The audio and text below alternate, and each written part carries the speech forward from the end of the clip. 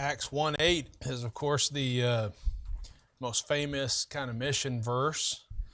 And this idea of going into all the world. Matthew 28, of course, is an account where Jesus gives the Great Commission, as well as Mark 16. And really, as Christians, we have this threefold mission. You know what I mean? We have one Great Commission, I guess you could say, and it's like threefold, which is obviously going into all the world, preaching the gospel, and then those who receive the gospel, we want to get them baptized, get them into church so that they can learn and grow, be discipled with the rest of us. We're all learning and growing.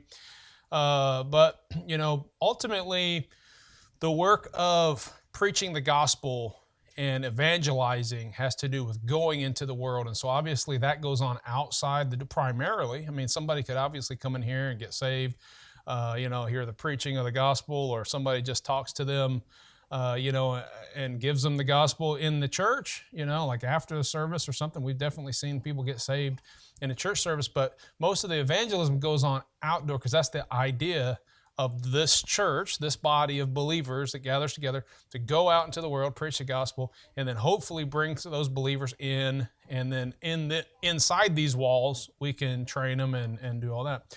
So I've got, on Thursday nights, I'm going through a little study where I'm talking about my philosophy of ministry that's obviously based on a biblical view, but just some of my positions, my thinking, and how that should play out. Well, when it comes to this idea of missions and what the mission of the church is, I'll deal with that in detail on Thursdays, but particularly when it comes to this foreign missions and evangelism and all that, this is really important to me that we keep those separate, that inside the church here, we're primarily believers. It doesn't mean if someone who's not a Christian, not saved, comes in here that we get out of here, you're not part of the family. But ultimately, that's our goal, is to get those in here to be like-minded so that we can fellowship and all that. And so I've got, and again, I'm going to talk about this, I think, this next Thursday, Lord willing, I'll talk about this, but I've kind of got this mission statement, which I don't make a huge deal about it, but you'll see it here and there on some of our things, where it's like these three ships. I don't mean like a sailboat ship, but there's worship, right? We're all meeting together to worship the Lord. We all have the same God, if we're saved, we have the same Lord. And so we're here to worship together. And then fellowship, we're here to encourage each other, to strengthen each other, to spend some time, fellowshipping with like-minded believers. We spend all the time out in the world, it's good to come together with other believers that we're like-minded with and strengthen each other, hear the preaching and all. And then discipleship's the last one. And again, we all need to be discipled. We all need to be learning and growing, get under the preaching of God's Word, classes, that kind of idea, lessons, just Bible studies, all that. And then we want to bring people, like I said, that get saved in here so that they can be taught like that as well. But the idea, when we think about missions, we think about sending people out to go preach the gospel, and that's a very noble, a very worthy, probably the most important job that we have as a church. That's the focus of the church outside these walls, is to go out and to take the gospel. And so, throughout the years of church history, there's been different approaches as to how to go about doing that. And when it comes to going into the far regions, the regions beyond, that's our theme song for this month, to the regions beyond. Well, when we think about going to the regions beyond, we think about, we need somebody to take the gospel to these foreign countries and these other nations, uttermost part of the world, of the earth. And so, we think about we've come up with this plan of world missions, okay? And what that looks like in many cases is just, churches will, many churches will support various missionaries, okay? And so a missionary, what they'll typically do, and I'm just kind of speaking primarily independent Baptist, because I don't know a lot of other types of churches, but I think primarily any kind of missionary type church will hold to something like this, where the missionary will go from church to church or send letters, or their sending church will send letters, and they'll try to raise support. I get calls all the time on our answering machine at the church where you get to, and some missionaries get mad about this, like, why don't any pastors answer their phone when a missionary calls? And when I first became a pastor, I was like, you know what, I'm not going to be that guy. I'm going to go ahead and answer all the calls, and I'm just going to tell them, hey, we're not taking on any missionaries at this point. Talk to them, get to know them. Well, I'm telling you, after a while, you just get so many calls all the time that you're just like, well, I'm not going to call them back. Because they literally got this Rolodex of all these different churches, and they just go church to church to church. They don't even care really about all their beliefs or all that kind of stuff. It's just like, I need to get in here, find a church that's willing to take me on for support, which I'm not going to criticize that entirely, because that's just the way that they've been taught. They go about doing it. That's what the Bible college that they went to taught them how to do. That's what the sending board that they're sent under teaches them how to do. And so they're just doing whatever they can to get the funds so that they can go to where they believe God's called them to go, and they can preach the gospel. Okay, and so ultimately, though, what I've seen growing up in church is that this has kind of become the way to send out missionaries, okay? And if you've ever been to Iola, you see that we've downsized a little bit, but we had 20 missionaries supported, so there's plaques all over the walls, and we give all those missionaries a tiny bit per month, okay? And it's like, hey, well, we can't afford to give a lot, but we'll give you this much.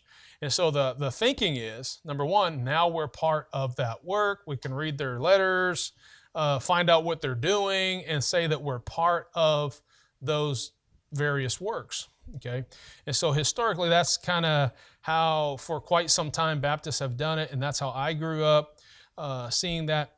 And right around this time, when, I say this time, different churches do it at different times, but often there's at least a week, maybe that's a missions emphasis week.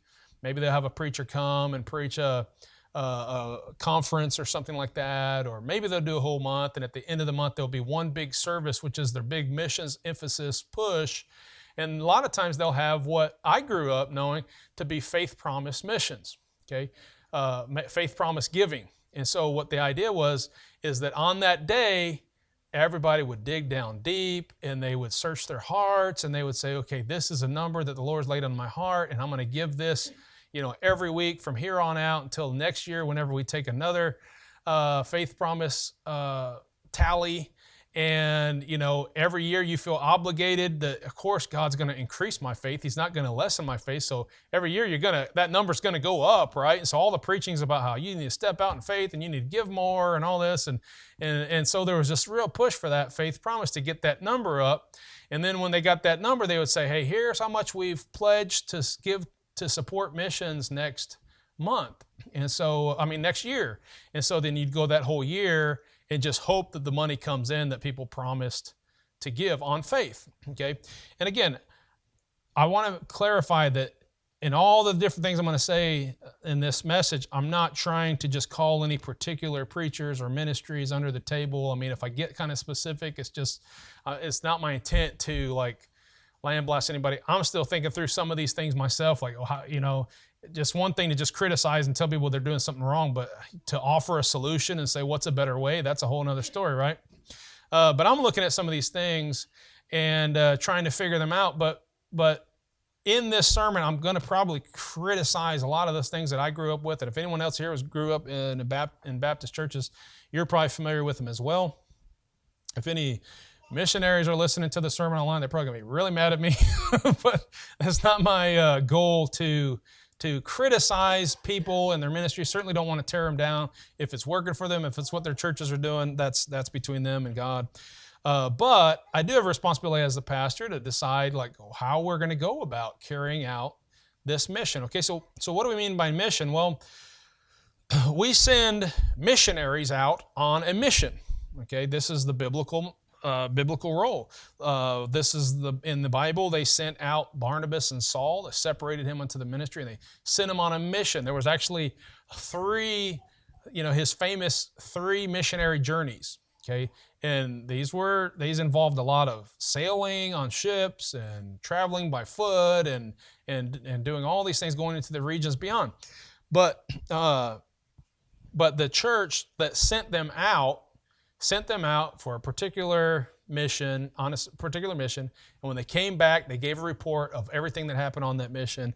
Later on, they might stay there for like 2 years and just be part of the church and working there, and then they would send them out on another mission.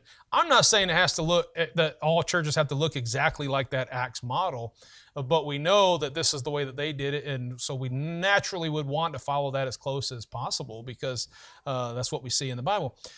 So what we see in missions today looks very little, I would say, like the biblical role.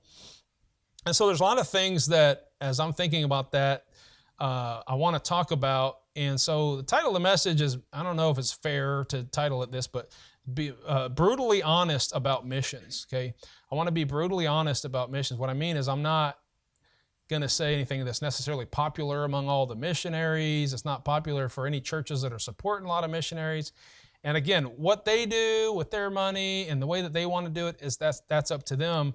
But there's things about the way that we do missions that's always kind of bothered me. And I want to be able to start addressing those things and come up with the exact philosophy of ministry in regards to missions and missions giving in this church.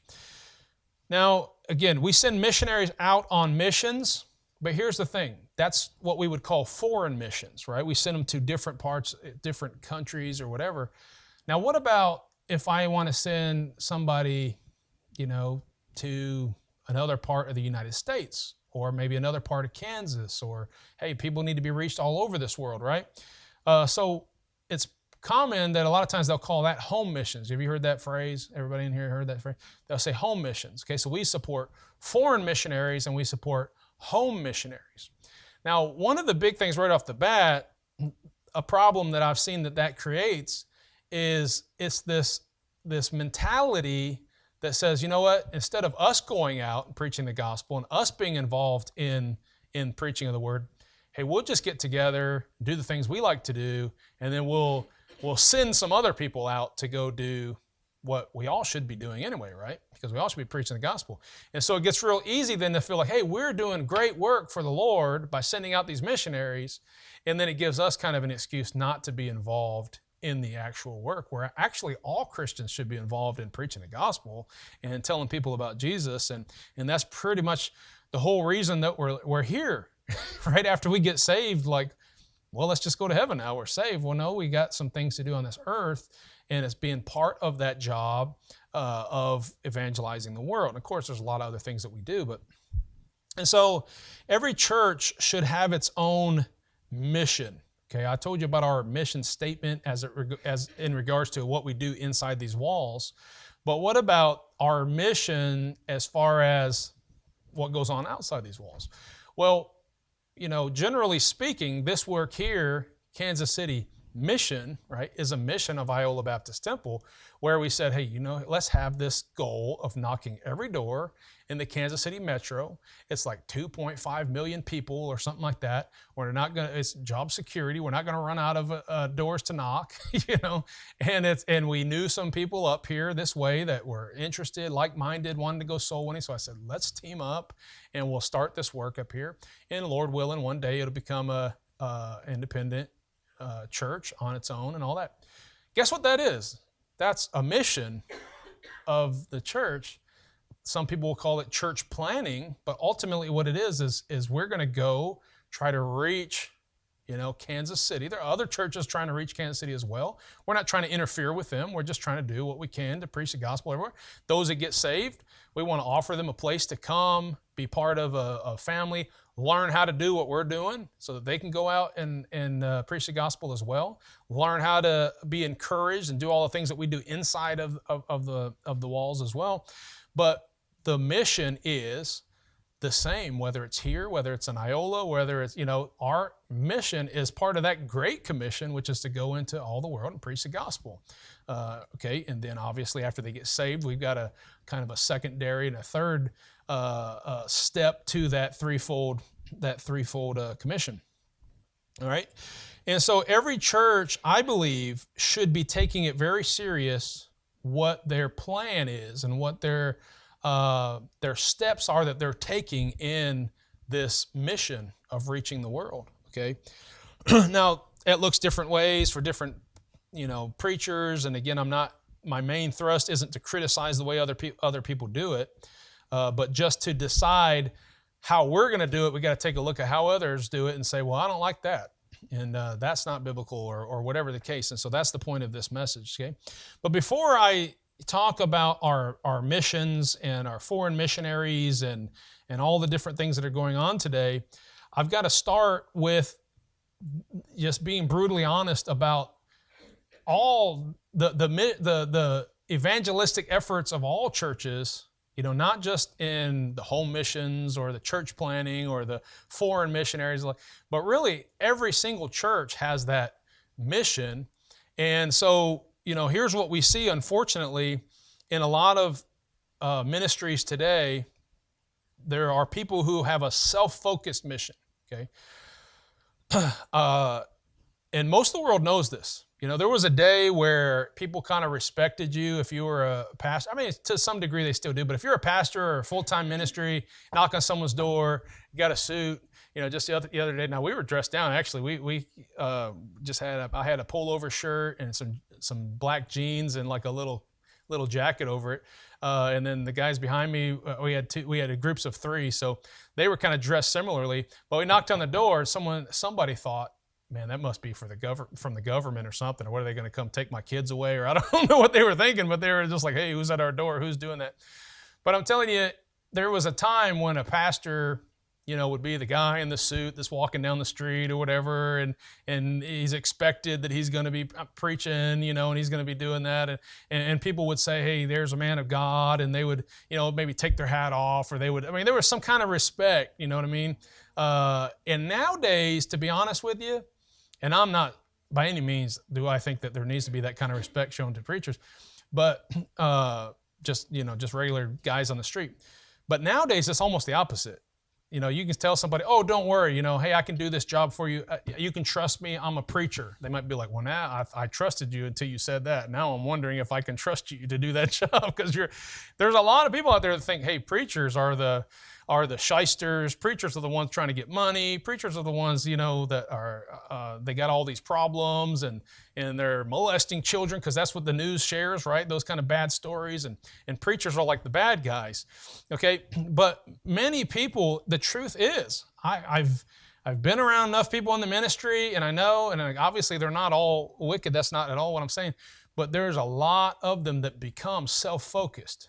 And it's all like, how do I build my empire? How do I become a wealthier, more successful pastor, and what that looks like? And how do I get in with the community and rub elbows with the mayors and all that kind of stuff? And how do I get, just this respect and this honor nationwide? And this seems like that's everybody's focus as they come out of Bible college, and then they want to make a name for themselves, and they want to live comfortably and prosperous.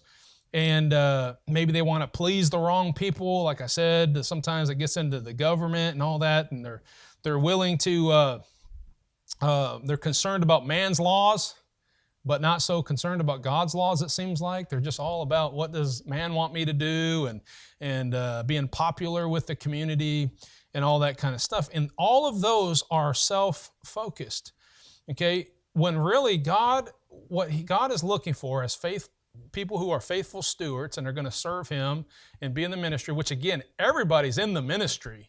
It's just some people, that's their full-time job, and they've been appointed to that task, but everybody's part of this work. What God wants us to do is to work hard, to endure hardness. Look at 2 Timothy chapter 2. I love that phrase, enduring hardness. What does that mean? Well, something that's hard, endure that, okay? Endure hardness. 2 Timothy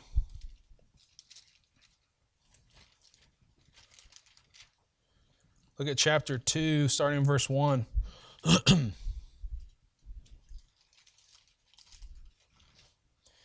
Thou therefore, my son, be strong in the grace that is in Christ Jesus. And the things that thou hast heard of me among many witnesses, the same commit thou to faithful men, who shall be able to teach others also. Thou therefore endure hardness as a good soldier of Jesus Christ. No man that warreth entangleth himself with the affairs of this life, that he may please him who hath chosen him to be a soldier. You think back to the story of David, and remember he commits fornication with Bathsheba, or adultery with Bathsheba, and then has his tries to come up with this plan that her husband Uriah won't find out about the fact that now she's actually with child and has committed this sin, and so he calls Uriah, which is like a faithful servant, like a soldier of his. And he comes, and you remember he tries to get him to wine him and dine him. He's like, hey, have a drink, have some food. And Uriah's like, no, I've got my brothers in warfare out there on the field, battling their lives, eating, I started to say sea rations, but eating like whatever the military people ate at that time. And they're giving themselves, they're dying on the battlefield. I'm not going to sit here and just feed my face and enjoy myself. And David's like, oh man.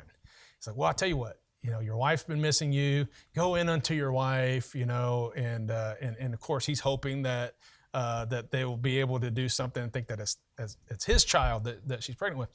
And so he's like offering all this, and Uriah's like, I'm not going to do it. He's like standing out there like waiting to get back into battle.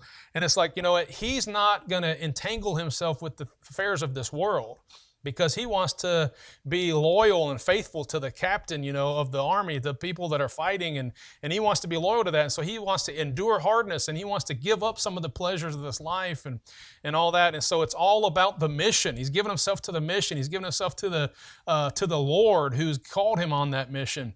And so he's not concerned about all the affairs of life. He only does what he needs to do to get by so that he can keep on doing the work that he's called to do. And so, this is obviously, enduring hardness probably isn't easy, is it? That's why it's called enduring hardness. What does endure mean? To keep doing something that you don't want to do, that's not pleasurable. So you're going to endure it, and it's hardness. It's something that's hard. And so, the ministry really should be hard. It's funny, like in our life, we've worked so hard over the centuries to kind of like, that with technology and all these luxuries and pleasures of life, like to get to a point where things are more convenient, they're easier to do and whatever, that in many ways we've kind of learned like to try to get out of work. Like, I don't want to do the work. I don't want to do hard work. But really what we should do, because some technology is great, and technology might be able to make the job get done easier or faster. And what we should do is still put that same amount of hard work and diligence and effort into the job, but using these resources with modern technology and all that to just get more done, get more accomplished, but to still keep doing the hard work and still putting in the effort and enduring those things. But we live in a time where I'm afraid that so many people in the quote-unquote ministry are just looking for a life of ease. They don't want anybody being rubbed the wrong way. They don't want to make anybody unhappy. They certainly don't want to have to suffer a little bit and endure hardness. And so there's a real big problem with people who are in quote-unquote the ministry anyway, outside of missionaries and whether foreign missionaries, home missionaries, whatever. Let me move on and get to these points real quick. Number one, let me just start at the beginning.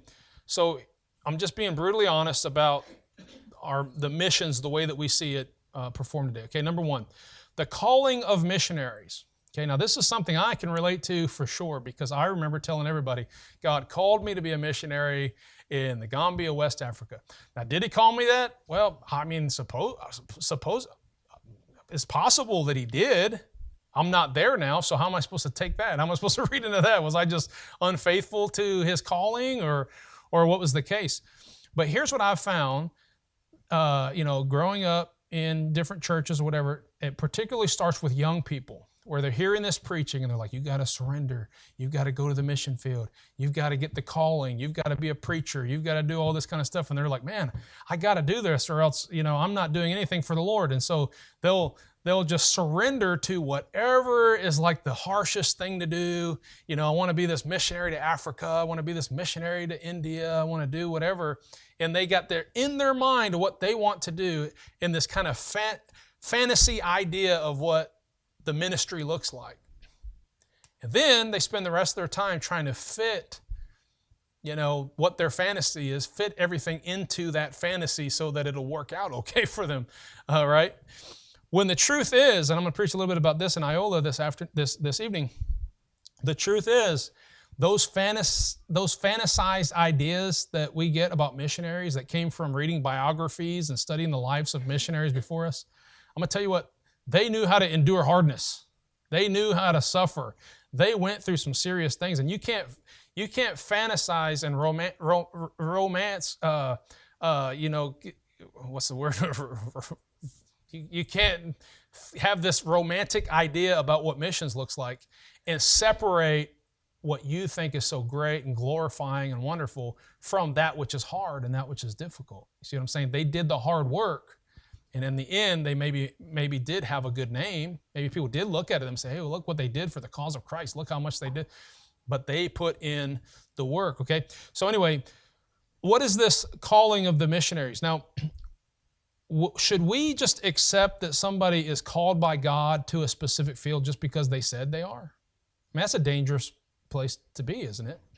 I'll use an example because this is something that I saw a lot in Bible college. Guys would say, they'd go up to this girl and they would say, God told me you're going to be my wife. And that puts the woman in a lot of some stress. Like, what? I don't want to disobey God, right? But no, she's like, well, the Holy Spirit didn't tell me that. And so I don't care what you think the Holy Spirit told you. I've got to do what's best for me.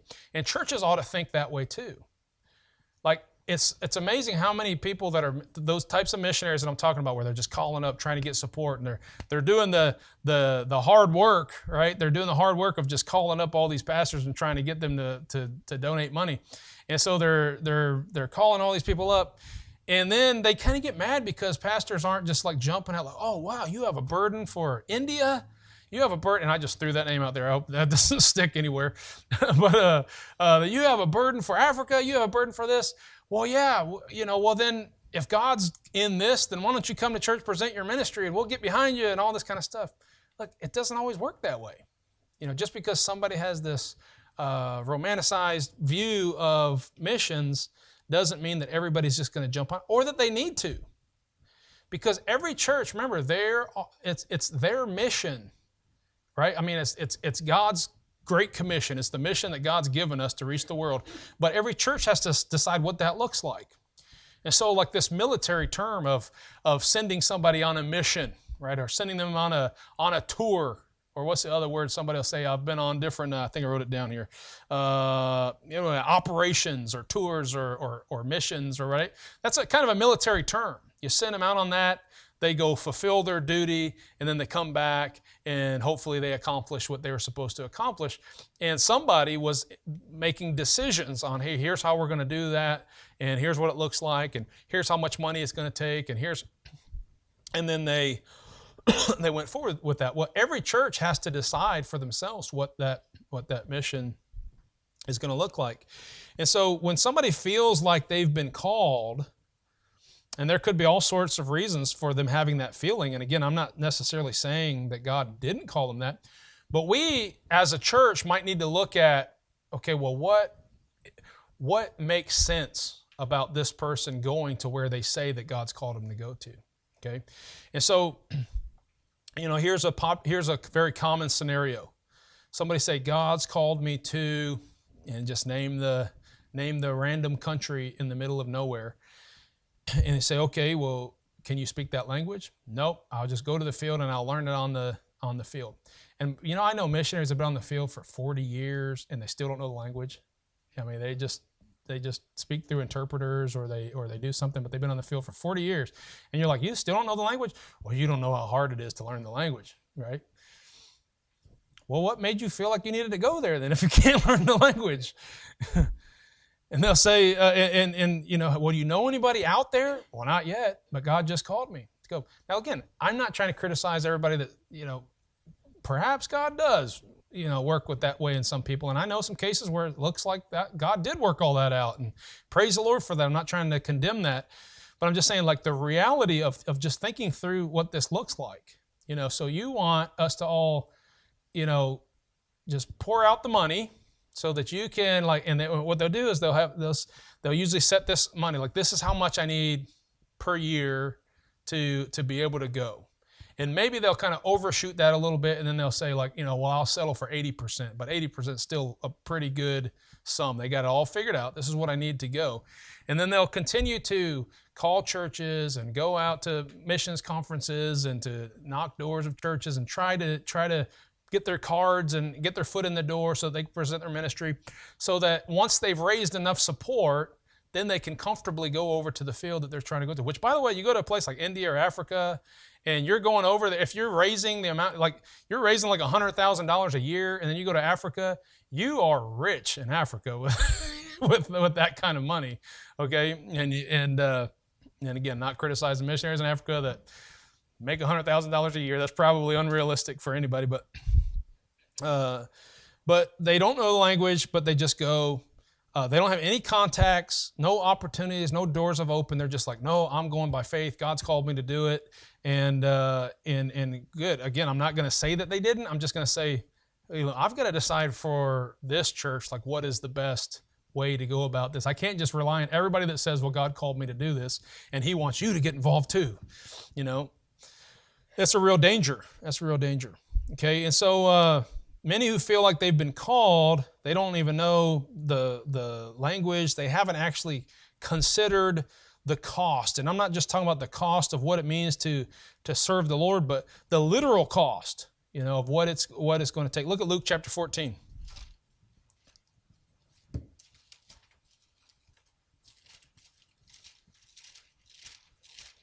Luke chapter 14, starting at verse 25.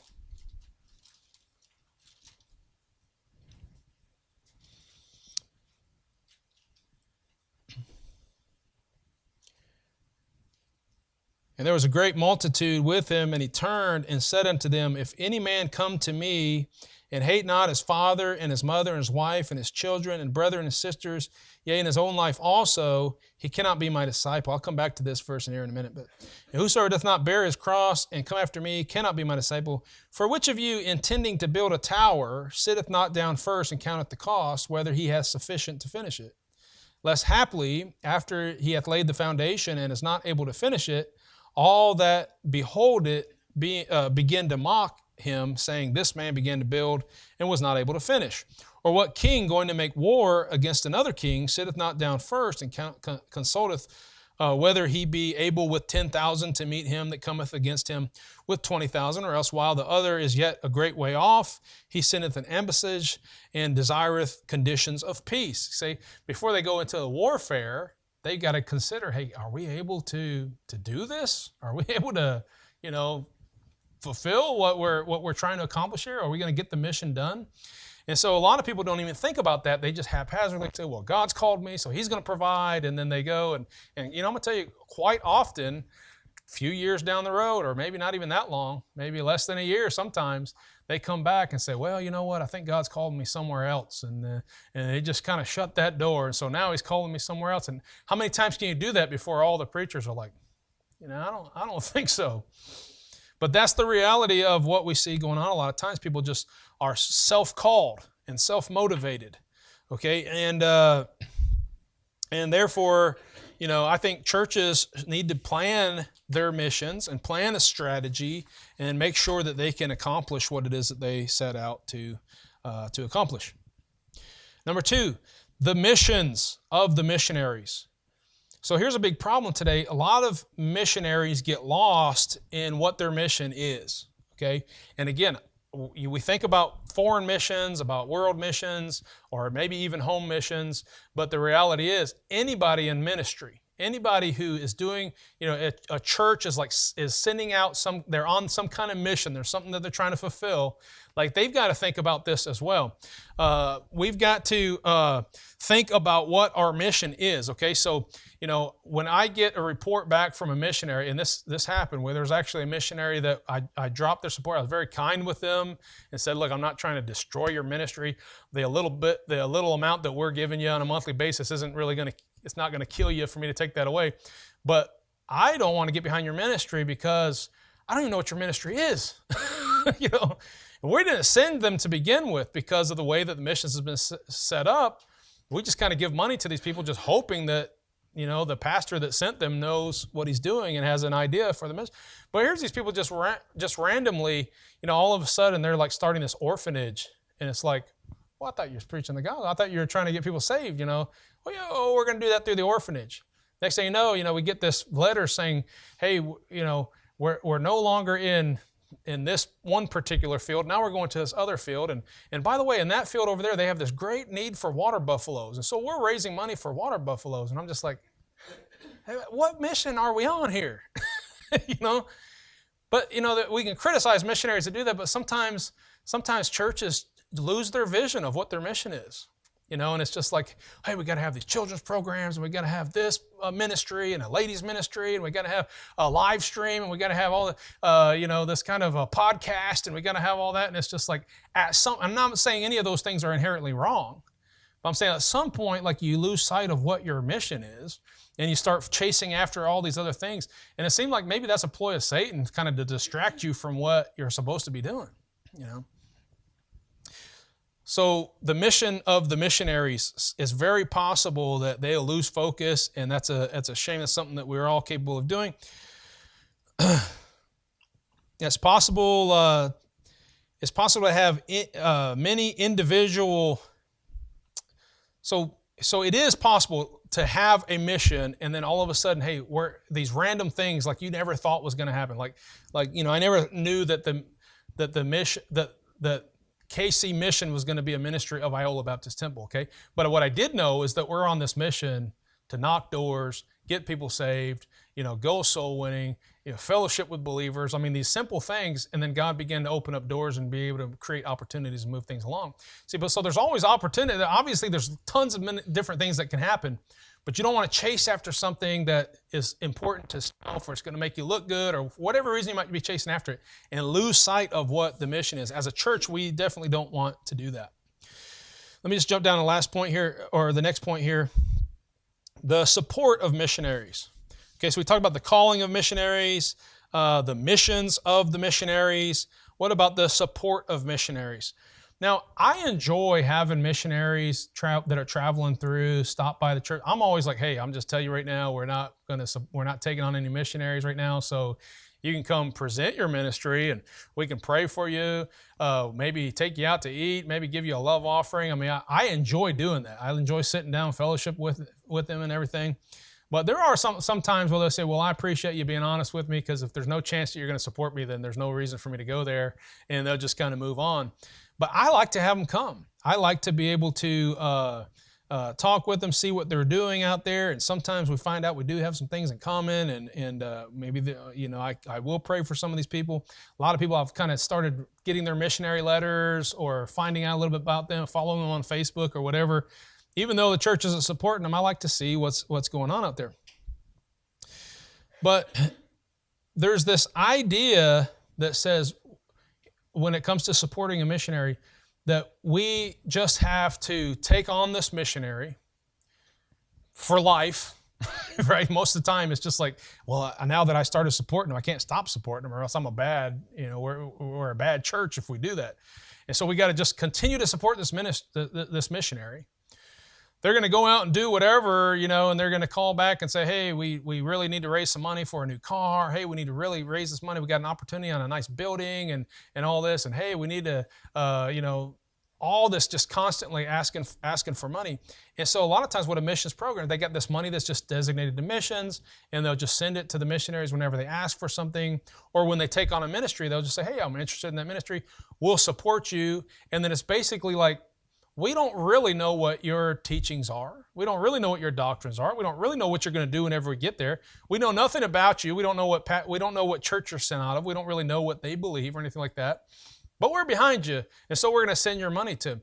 And what I think is interesting, what is weird about that is I wouldn't have somebody come preach for me that I knew.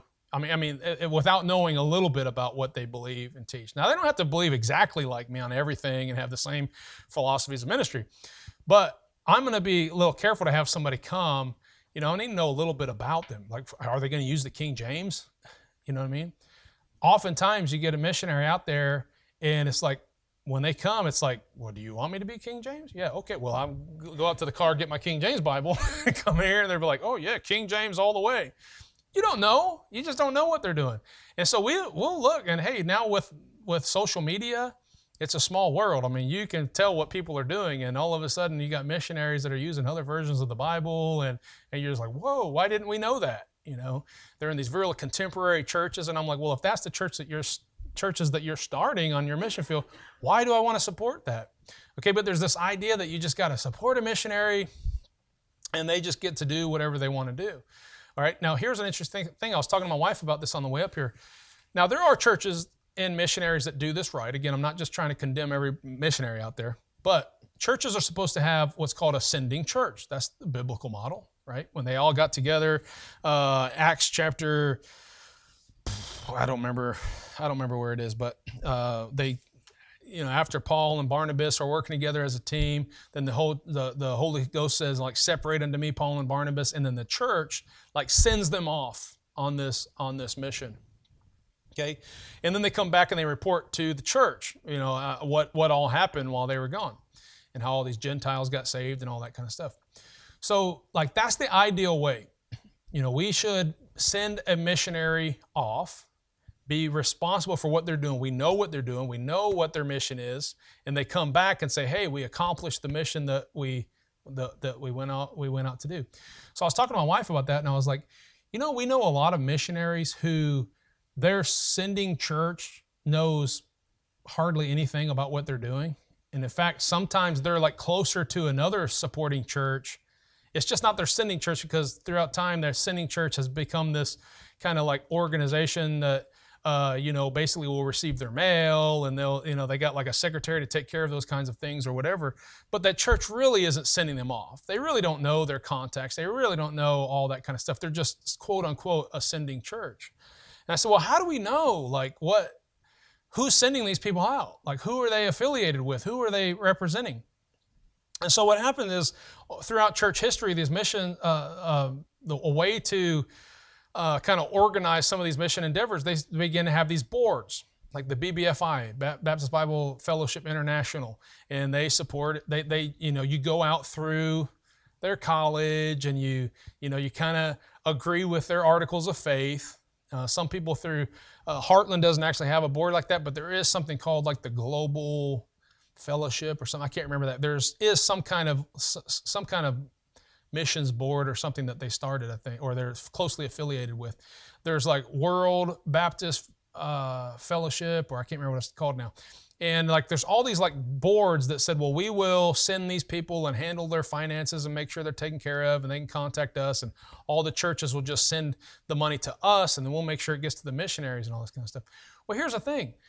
Like, I know the direction the BBFI is going, and I went to school at BBC for a little while, and I disagree with a lot of what they're teaching. They're become very Calvinistic. They're not strong in the King James Version anymore. Every church that is kind of out of that organization is like very contemporary right now. And I probably, most of them, the way they preach the gospel, I wouldn't even agree with. Probably a lordship, repent of your sins type salvation. Why do I want to send a missionary out of that organization?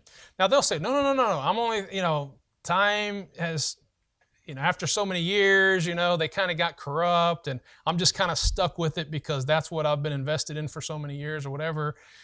Now you're just like, well, how do I know who I can trust? You know what I mean? Who's sending them out? Who are they getting their orders from? Who are they sent out from?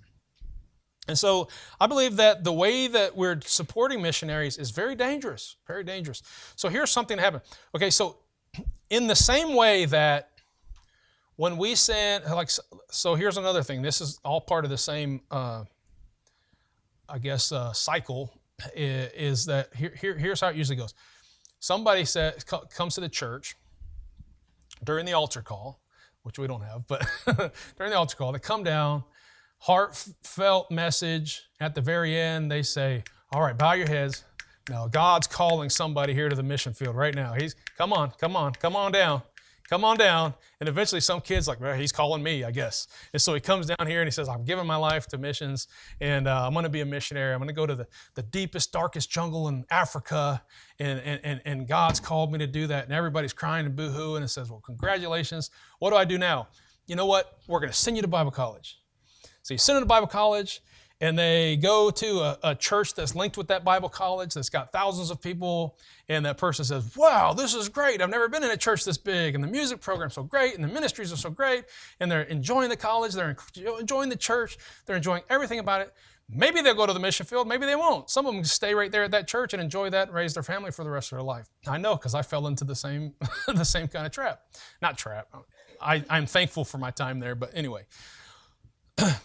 What's dangerous about that is that all these small churches that are like, hey, this guy gave his life to serve the Lord. Let's send him away for somebody else to send him off.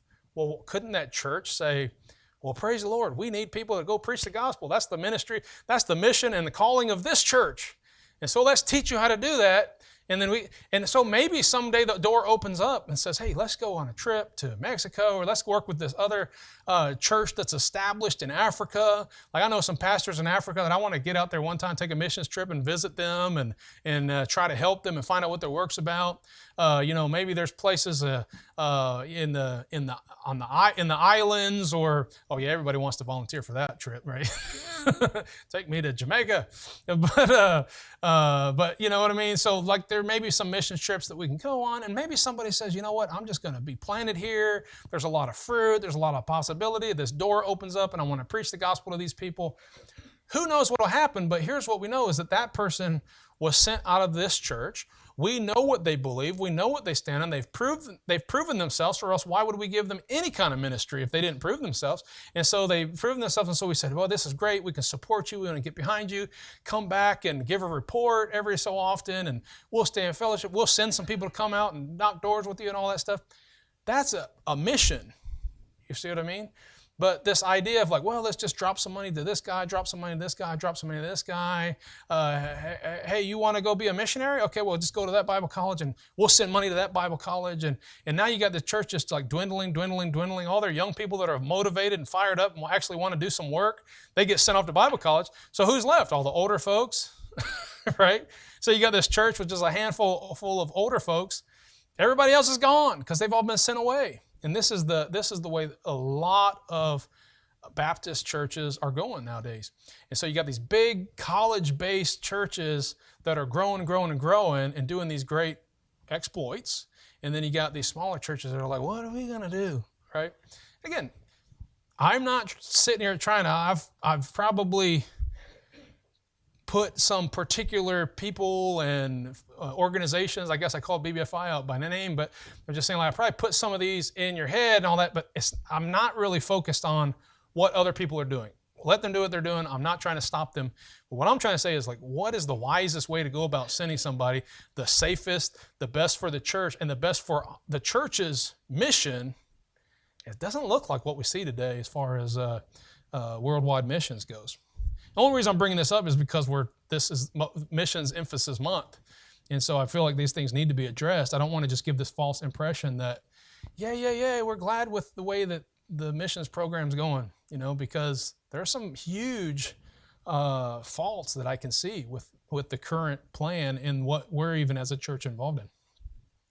Real quickly, number 4, the expectations of the missionaries. This is huge, okay? And again, it's not that we put a huge expectation on our missionaries, and if they go out, they better be winning all these people to the Lord, and they better be, sending a letter every month saying how many people got saved, and they better hold to all of our standards and all that kind of stuff. And then we have no expectations for ourselves. No, we should have high expectations for ourselves. I mean, I just preached on Thursday about, accountability for the pastor. I mean, I think pastors ought to be held accountable. I ought to be working diligently as a pastor. And the various ministries that we're engaged in, as far as outreach and what have you, there should be a lot of hard work put into it and diligence put into it. There should be a lot of expectation as to what we should be accomplishing and what and all. And so it's not like I'm just have a double standard here, but the opposite is true. A lot of times we don't have any expectations for our missionaries. It's just like, well, they sacrificed and they went to another country, and you start getting all these letters and these pictures, and you're just like, it kind of looks like they're on vacation. Kind of looks like they're enjoying themselves. Man, they got a nice home. And I'm not trying to judge, but I'm just saying, like, at some point you're just like, maybe we should look into what they're actually doing. And you get like 5, 6 missionary letters, and you haven't heard about one soul getting saved. You just heard about, well, my grandson got baptized. He's not here. He's in the States, but, this is something I can report in my letter. And you're just like, whoa. Shouldn't there be some kind of expectation, some kind of accountability for our missionaries that are over there? Well, so the type of soul winning that goes on nowadays, I said, well, you don't understand. We can't soul win like that. We just have to, drop things in the mailbox and just hold services and hope they come. Let God work on their heart. And you can't just. Here's what I've heard a lot of people say. Well, you don't understand this culture right here. You can't just go right and preach the gospel. You got to build a relationship, and you got to become friends, and you got to do all this stuff. And I've literally read missionary letters that say, we've been working on this person for a year. And we finally were able to, our waitress, like this restaurant we go to on a regular basis, like we decided we're going to work on the waitress. Like, that's evangelism, right? I'm going to go to a restaurant all the time so I can, we've been working on this waitress for a year. And finally she came to us and asked us about how we prayed before we ate. And we were able to explain to them that we're praying to God. I'm like, wow, I'm glad that we sent you there for 5 years to teach somebody how to fold your hands and say a prayer. But this is like the best that they can report. This is our greatest exploit that we can report to you, is that we had, and it's just like, why are we sending money? Like, couldn't we accomplish more by just going down the street and knocking on some doors? At least we know that the gospel is being preached, and we know that people are getting saved. And so it's like, I don't want to be overly critical about these situations because I don't know all the story. But what I see so many times is just like, wow, there's no accountability. Like, nobody is holding them accountable whatsoever. It's just like they send back and say, well, we're doing good. Like, we could use a little bit more money on our upgrade to the new building that we built, but other than that, everything's going great, and we got a wheel that's needing to be changed on the car, so we might need to take a special love offering to cover that wheel. And it's like, I thought you raised X amount of money because that's what you were going to live off of. There's so many things like that seem wrong with that whole model to me. Jesus said, no man, having put his hand to the plow and looking back, is fit for the kingdom of God. I already read Luke 14, where he says, if you don't hate your mother, your father, and all this stuff. And of course, what we understand him saying is, it's like, hey, I've got to serve God. I'm not going to be entangled by the things of this world and have, maybe just so many responsibilities and so many engagements with my family and taking care of them and keeping them happy that I'm not able to serve the Lord. He's like, no, you got to be willing to cut that off and say, I'm going to serve the Lord, even if it separates me from some family members or whatever. And he's saying, if you're not able to do that, you can't be my disciple. If you're not willing to give up all, you can't be my disciple. It doesn't mean you can't be saved. It's just like, hey, if you're going to do the work of the Lord, if you're going to be sent on a mission, which we're all sent on a mission, right? Then you have got to be willing to endure hardness and to suffer a little bit and be held accountable and all that. So the same standard is true for this church and any ministry out of this church. We should have these kind of expectations and know what we're doing. Now tonight, I was going to kind of share some of this with you, but I'm out of time. I think I didn't look at the clock, but tonight in Iola, I'm going to talk about adventures of a great missionary, which I'm talking about the Apostle Paul. And you want to talk about romanticizing missions and the greatest missionary that ever lived, Paul. I want to be just like Paul. Really? You want to go through the things Paul went through? If you're willing to do that, yeah, he'll use you. God will use you for sure. You'll accomplish great things. But most people are just like, hey, I just want, I've heard some guys that are kind of more charismatic and they believe in spiritual empowerment and all that. And they're like, I just want to be like Paul. I heard this guy say, like, oh, can you imagine somebody just touches the garment of your clothes and they're healed? I'm like, that's like Jesus? What do you want to be, Jesus?